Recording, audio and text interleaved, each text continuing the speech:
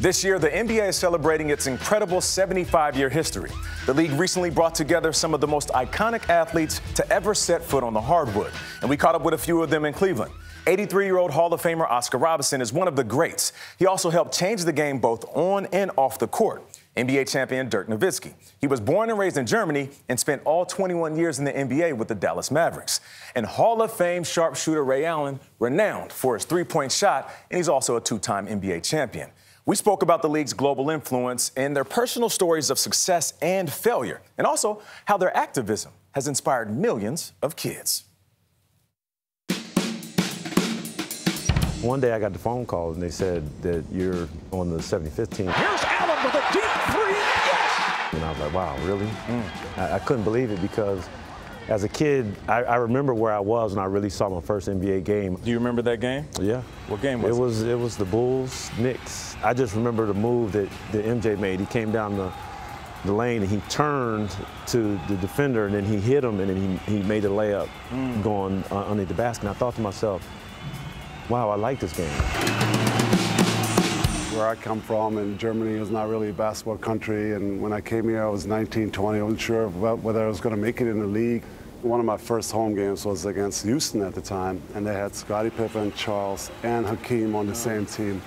I'm like a kid in the candy store, right? I loved all of these threes in the 90s, watched them, so that was an unbelievable moment for me. Like, I'm here with my idols. But you guys all have something in common. There's this love for the game, this love for the craft, the process of wanting to be great.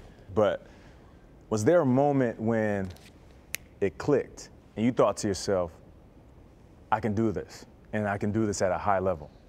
For me, no. I was taught years ago there was always somebody out there that can clean your clock eventually.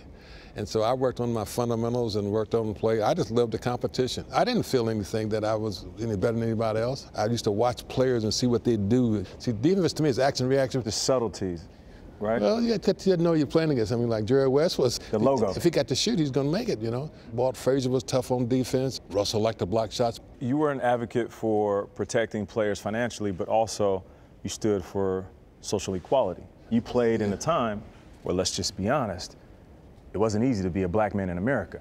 Well, no, but but I think sports. I've always said that the greatest event for me was the Olympics. I'm on a stand with Jerry West. I said, man, how the hell did we get here? I said, I was born in Tennessee. I said, man, this is the greatest thing I've ever experienced in my life. You're up there and you hear the national anthem. Man, that goes all through you. It was something I will never, ever forget. Ray Allen from the University of Connecticut. It was October 15th, 1996. So I get drafted earlier that year in June 1996, and it said first game Minnesota Timberwolves, second Chicago Bulls United Center, October 15th, 1996. And, I've never met Michael Jordan before in my life. Right. And so I was, I was scared to death, thinking what was I going to be able to give to the game. Because you were a fan of Jordan, yeah, like still we all are. Posters on his wall, on my wall, like wearing the shoes, like all this, and I'm like, I'm about to play against the greatest that I've ever seen. And so that day comes, we're in the United Center, and I just remember sitting on the court, I was stretching, and then the whole song comes out, and I was like, man, I'm really in the TV right now. I'm in the TV. Yeah, I've been hearing this opening montage of the Bulls stampeding through on the Jumbotron, and now I'm seeing it. He runs out on the floor. 6'6" from North Carolina. Wow. Michael Jordan! Looking back at it now, a kid from Germany, idolizing NBA players, and then becoming one of the greatest. How does that feel? I wasn't the most confident guy, so when I first got here, I was nervous. Am I going to last through my rookie year? Do I have to go back to Europe? Dirk, do you have a statement you want to make? No. Pass me the ball. That first year was big, and it showed me if you work hard and you keep at it, you can make it in this league. Ray, the NBA is woven in the fabric of everything. Culture, clothes, music, and seeing what basketball means to the culture of society. How do you explain that? I think explaining my journey means I have to explain the journey of the players that came before me. So I get to talk about Big O and Magic and Dr. J and MJ and Kareem. What does basketball mean to you? I mean, it meant everything. It was my whole life. It gave me so much. I mean, when I was 12, 13 years old, I'm traveling through Europe and playing in these youth competitions, and my friends haven't even left my hometown yet. For me, basketball is magic, and I hold it in my hand whenever I'm sitting with kids, and I say, you see this ball, you guys think it's magic? And then, 80% of the kids look at it and say, no, it's not magic. And I said, well, let me tell you what it can do. As you're sitting here staring at it, it's not moving. But if you commit to this thing and you dribble it, you shoot it, you commit to it every single day, it's going to take you to places you couldn't imagine.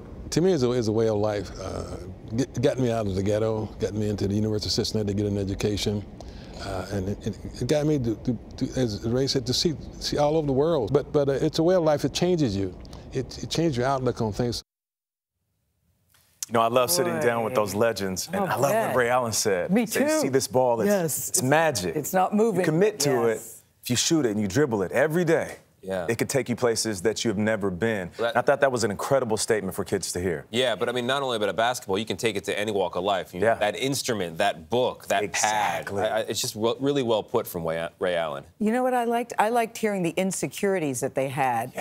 Ray Allen painted such a great picture. So did Oscar. They all did, actually.